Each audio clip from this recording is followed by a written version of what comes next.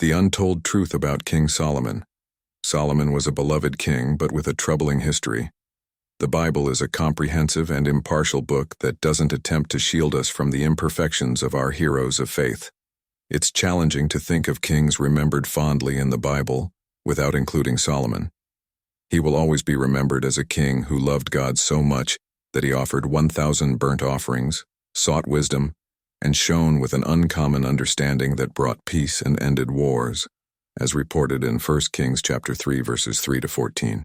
Solomon demonstrated his love for the Lord by following the instructions given to him by his father David. He also offered sacrifices and burned incense in the high places. The king went against the norm to offer sacrifices because that was the most important high place. There Solomon offered 1,000 righteous sacrifices at the altar of Gibeon. That night the Lord appeared to Solomon in a dream and said, "Ask what you want me to give you."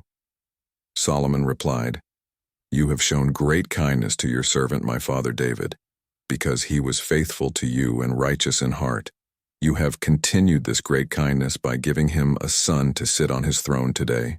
Now, Lord my God, you have made your servant king in place of my father David. But I am only a little child and do not know how to carry out my duties. Your servant is here among the people you have chosen, a great people, too numerous to count or number.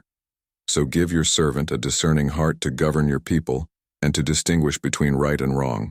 For who is able to govern this great people of yours?" The Lord was pleased with Solomon's request and said, "Since you have asked for this and not for long life or wealth for yourself, nor have asked for the death of your enemies but for discernment in administering justice, I will do what you have asked.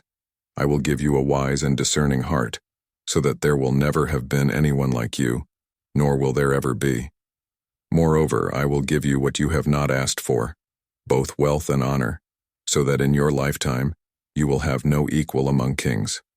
And if you walk in obedience to me and keep my decrees and commands as your father David did, I will give you a long life." Solomon became famous for his popularity due to his depth of knowledge and solutions.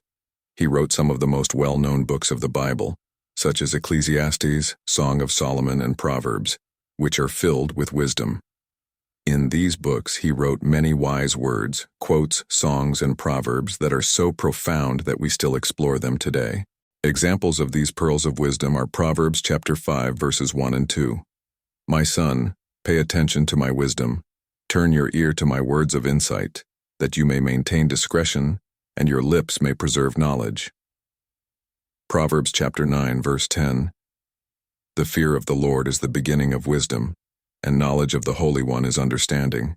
Ecclesiastes chapter 3 verses 1 and 11. "There is a time for everything, and a season for every activity under the heavens. He has made everything beautiful in its time.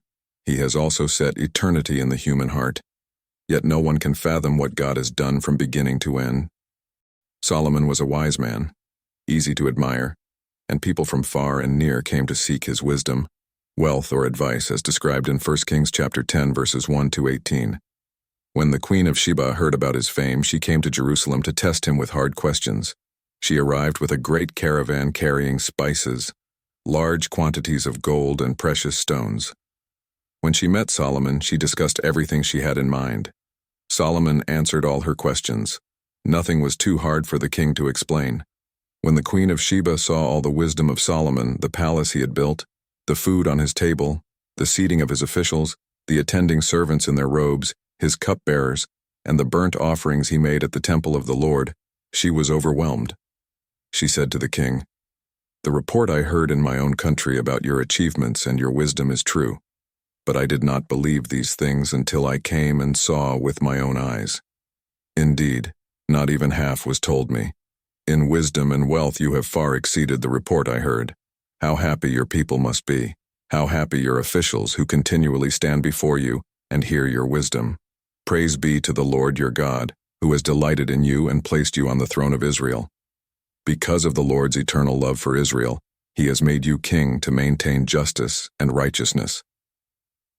Then she gave the king 120 talents of gold, large quantities of spices, and precious stones.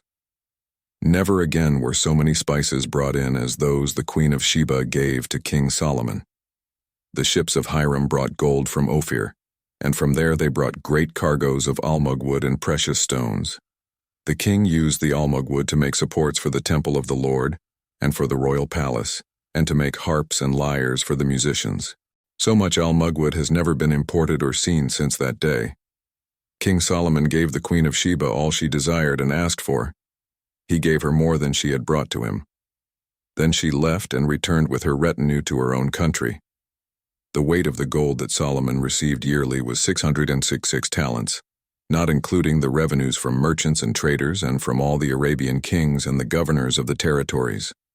The king made 200 large shields of hammered gold. 600 shekels of gold went into each shield. He also made 300 small shields of hammered gold, with 3 minas of gold in each shield. The king put them in the palace of the forest of Lebanon. The king also made a great throne covered with ivory and overlaid with pure gold. However, some unpleasant and unjust aspects of his life, such as his marriage to 700 wives and 300 concubines, were surprising.